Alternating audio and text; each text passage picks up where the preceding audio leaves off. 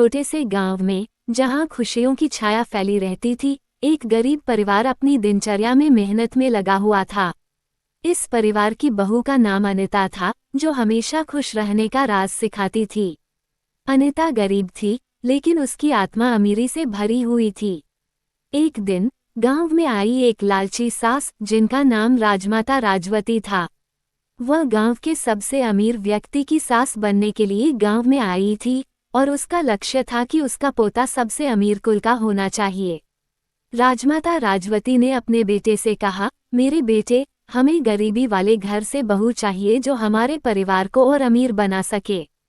उसका बेटा राजकुमार सुरेश भी लालच में डूबा हुआ था और उसने वादा किया कि वह एक ऐसी बहू लाएगा जो उन्हें और अमीर बना सके।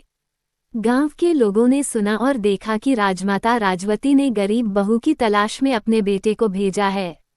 इस खबर ने गांव को हलचल में डाल दिया और लोग अपने अपने राय बना रहे थे कि कौन वह भाग्यशाली लड़की होगी जो इस अमीर घर की बहू बनेगी। इस बीच अनिता भी अपने घर की बातों से अवगत हो रही थी। वह भी जानती थी कि इस बार उसकी सास किसी और को चाहती हैं। लेकिन अनिता का दिल शुद्ध था और उसने कभी भी आत्मनिर्भरता और सच्चाई से हटने का सोचा नहीं। एक दिन गांव में एक बड़ा मेला आया। वह मेला गांव की सभी बहुएं और युवतियों के लिए एक बड़ा मौका था अपनी खूबसूरती और गुणों को दिखाने का।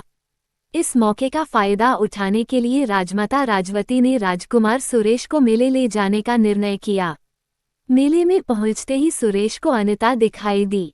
उसकी सादगी, उसका स्नेहपूर्ण व्यवहार और उसकी निष्ठा न सुरेश को अनिता की सादगी और स्नेहपूर्ण व्यवहार से प्रभावित होते ही उसने महसूस किया कि वह आदर्श जीवन साथी को पा चुका है। उसका दिल बड़ा हुआ था, जिसमें ईमानदारी और समर्पण की भावना थी। इसके बावजूद राजमाता राजवती ने अपनी सोच में कभी बदलाव नहीं किया। मेले के दिन सुरेश ने अनिता से मिलने का निर्णय लिया।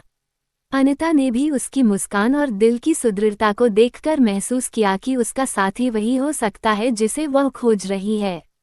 दोनों मिले और उनकी बातचीत ने दिखाया कि उनकी सोचें, मूल्यों और आदर्श बहुत मिलती जुलती थीं। वे एक दूसरे को अच्छे से समझते थे और एक दूसरे के सपनों और लक्ष्यों का समर्थन करते थे। सुरेश ने अनिता से पूछा, क्या तुम मेरी बनी दुल्हन बनने के लिए तैयार हो? अनिता ने मुस्कुराते हुए कहा, हाँ, मैं तैयार हूँ, पर मेरे लिए अमीरी उसका मतलब नहीं होता जो दौलतमंद हो। अमीरी वह है जो दिल से अमीर होता है, जो अपने परिवार के साथ समर्पित होता है। राजमाता राजवती ने इस बार अपने बेटे की चाहत को समझा और उसने सुरेश की चॉइस को स्वीकार किया।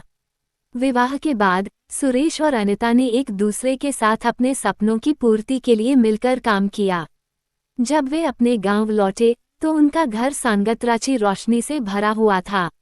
सुरेश और अनिता ने गांव वालों को एक नई दृष्टि दिखाई, जहां सच्ची धन और आत्मसमर्पण का महत्व था। गुजरते वक्त सुरेश और अनिता ने गांव के लोगों को सिखाया कि धन की महत्वपूर्णता है, लेकिन समर्पण, साझेदारी और नेतृत्व भी उतना ही महत्वपूर्ण है। वे गांव के बच्चों को शिक्षा प्रदान करने के लिए एक स्कूल बनाने में सक्रिय रूप से शामिल हो गए और गांव में स्वच्छता अभियान चलाया।